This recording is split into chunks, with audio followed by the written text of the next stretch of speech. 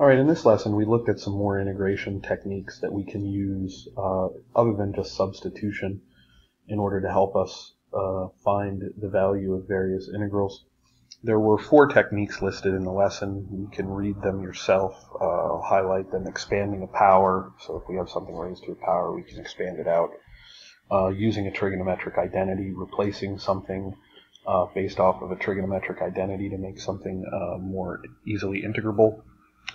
Separating a fraction, if we have a sum or difference of things in the numerator, splitting it up into multiple integrals, and then multiple replacement substitutions, where we might still have the original variable left in our integrand after making the best substitution, and so we replace that by doing a little bit of algebra.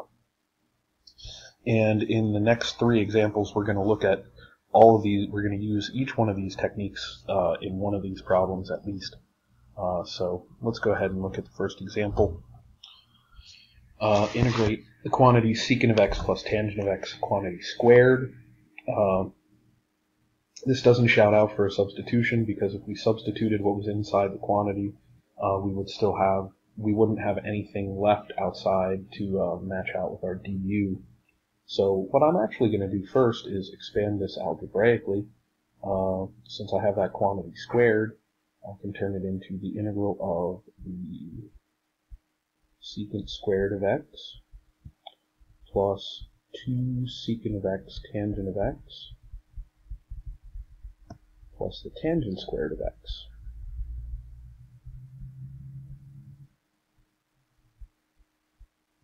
Now, if I think a little bit, I know that I know the antiderivative of secant squared of x, and I know that I know the antiderivative of 2 secant of x tangent of x, but I don't know the antiderivative of tangent squared of x. So here what I'm going to do is I'm going to try a substitution.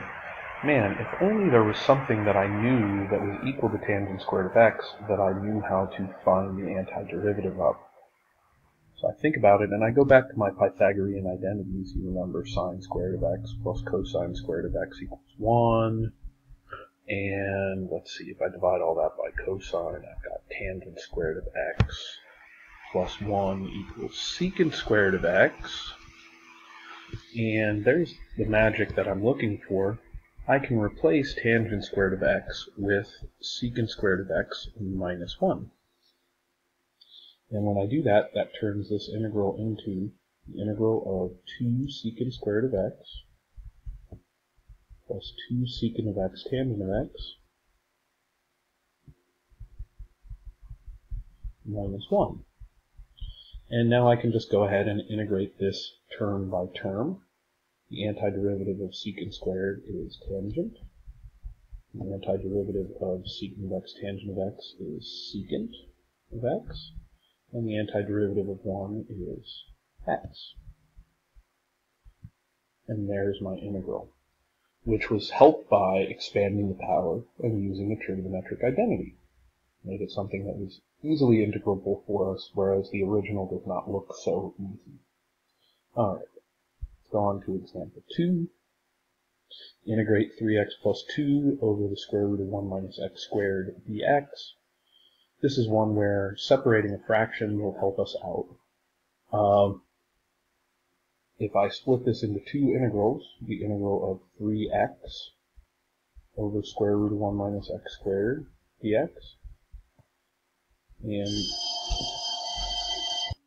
sorry, my phone rang. I got cut off there. I forget exactly where I was, but we've got this first part of the integral, and then we split it into a second integral, 2 over the square root of 1 minus x squared dx. And we'll handle these 2 integrals separately.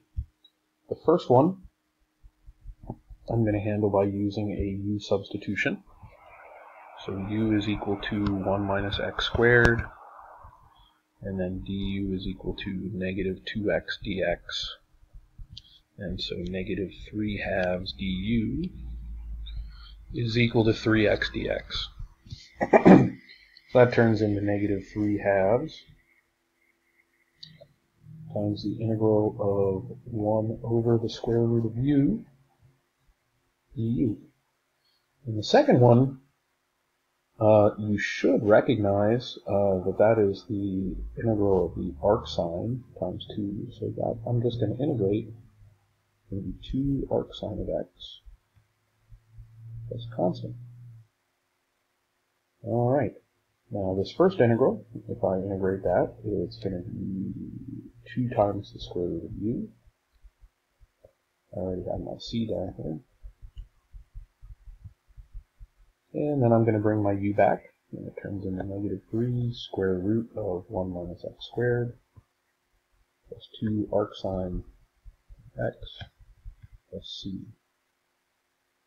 So splitting it into 2 fractions here made an integral that looked impossible almost to integrate into one that we could integrate by knowing a few rules and a little bit of substitution.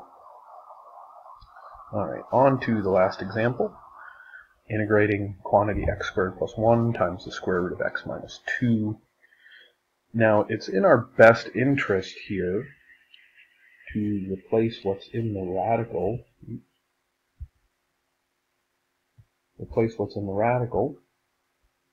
As our substitution. And when we try to do that,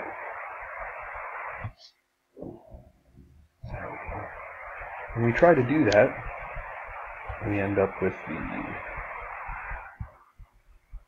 not very helpful substitution here, because we have an x squared plus 1, quantity x squared plus 1, that we can't get rid of with that substitution.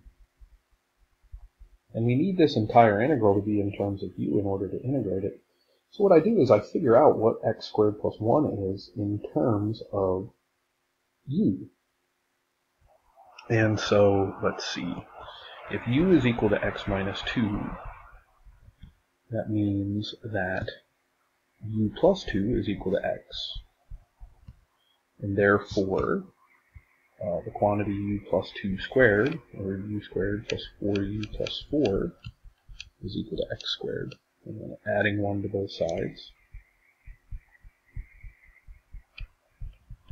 I can replace the quantity x squared plus 1 with the quantity u squared plus 4u plus 5. Now this still isn't terribly helpful, because I'm looking at this and going, well, let's see, I don't have a product rule for integrating, really. But what I can do now, since I have just this single term inside the radical,